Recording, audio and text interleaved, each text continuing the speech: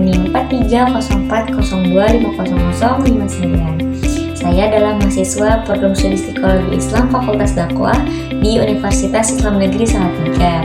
Saat ini saya menempuh semester 2 dan video ini dibuat untuk memenuhi tugas mata kuliah Psikologi Islam ujian akhir semester. Selamat menyaksikan. Bab yang ke-7 itu berjudul motivasi dalam perspektif Islam. Jadi kan motivasi itu kan dari bahasa Inggris juga yang arti itu motif. Maksudnya itu adalah di sini dijelaskan bahwa motivasi adalah kekuatan atau dorongan dari diri sendiri untuk melakukan sesuatu seperti itu. Nah, kondisi-kondisi tersebut itu diwakilkan oleh tindakan dari seseorang tersebut. Jadi motivasi itu bisa juga menjadikan satu perilaku itu terlahirkan. Nah, dalam perspektif Islam, motivasi itu bisa datang dari diri sendiri.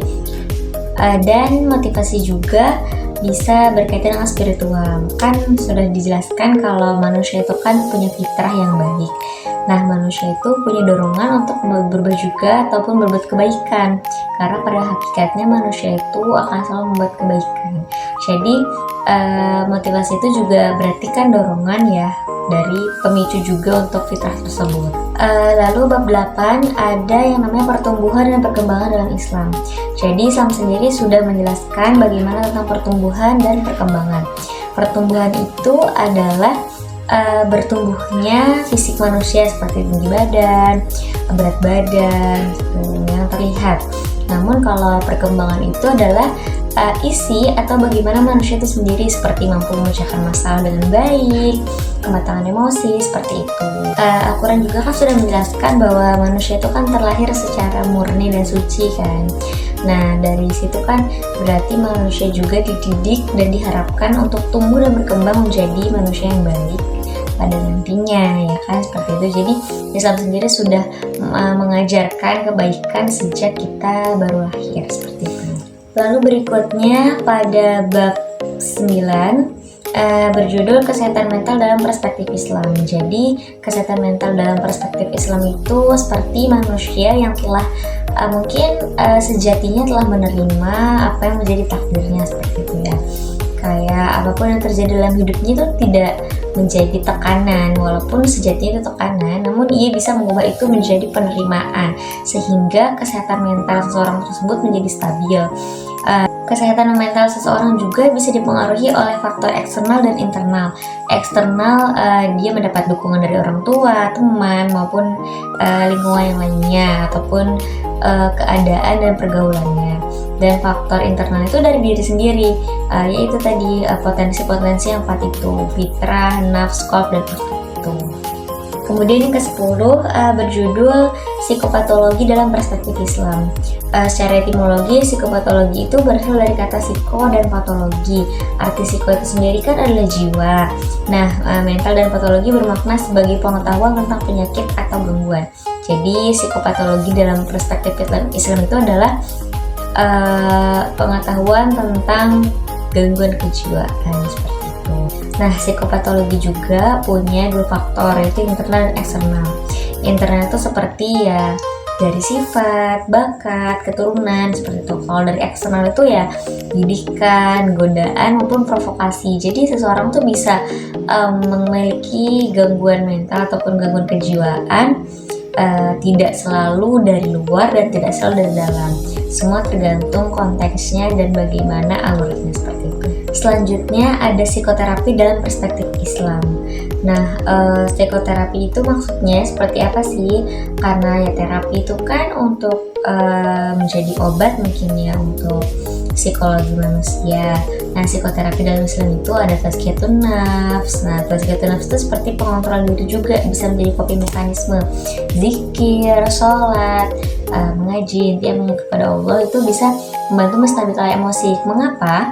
Karena kalau kita percaya dengan apa yang telah kita punya, yaitu Allah, kita tidak perlu khawatir dengan apa yang akan terjadi ke depannya. Jadi kayak misalnya ya dari zikir kan maksudnya mengingat Allah. Kita punya masalah, nah kita ingat kita punya Allah ya. mungkin sama halnya ketika kita merasa punya bonding, punya backingan gitu kan, ada Allah kok gitu. Jadi kita tidak perlu khawatir, dan itu kan bisa dari tidak khawatir itu kita bisa stabil ya emosinya, seperti itu. Selanjutnya ada kecerdasan dan potensi intuisi dalam Islam. Nah, kecerdasan sendiri kan dimiliki oleh manusia itu kan karena belajar ya. Mungkin IQ-nya bagus, tapi kan kalau tidak diasah percuma. Dan belajar itu sendiri, misalnya mengapa sih orang itu belajar? Karena orang itu sadar bahwa ia itu tidak bisa dengan hal tersebut.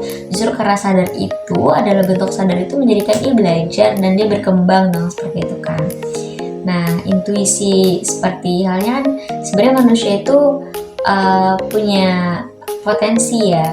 Jadi kalau tidak dikembangkan itu tidak akan berkembang. Tapi walaupun potensi dan peluangnya kecil, ketika ia mau mencoba, pasti itu akan menjadi peluang yang sangat besar. Jadi kecerdasan itu mampu untuk belajar, terus beberapa pengetahuan yang telah dimiliki, nah itu bisa disebut dengan kecerdasan dalam Islam. Nah, selanjutnya ada mimpi dan alam kesadaran manusia. Nah, mimpi itu kan sudah pernah kita bahas, bahwa mimpi itu yang baik datang dari Allah dan yang buruk datang dari syaitan ya. Nah, mimpi juga itu menurut Sigmund Freud, mimpi bisa ada karena sesuatu yang kita inginkan tidak tercapai gitu, makanya jadi sampai ke bawah mimpi.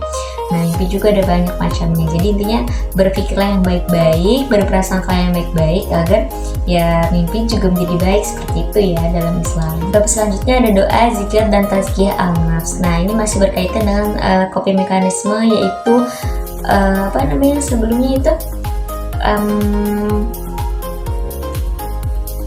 ini ya, seperti psikoterapi gitu. Jadi kan dari doa berarti kan kita afirmasi nih, oh iya betul, memang kita tidak mampu sebagai hamba, tangan kita terlalu kecil untuk menangkap seluruh yang kita mau, untuk mengadah untuk merangkul apa yang kita mau. Kita kan butuh tangan lebih besar, butuh kuasa yang lebih besar, yaitu kan kuasa Tuhan, itu Allah gitu kan.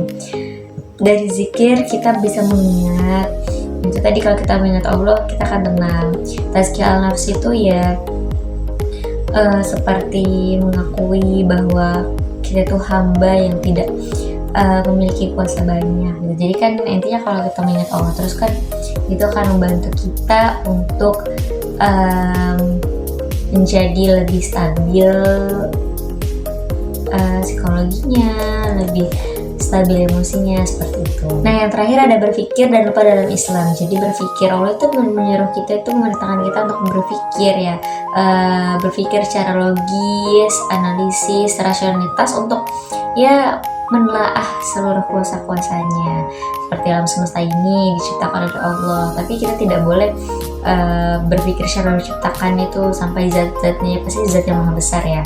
Nah, dari kita harus berpikir apa yang sudah terjadi kepada diri kita, itu adalah atas kuasa dan izinnya, seperti itu. Dan lupa dalam Islam itu ya faktor yang kalau di psikologi barat juga, bahwa manusia itu sebenarnya punya batas ya, kan ada long term memory, ada long short memory. Jadi maksudnya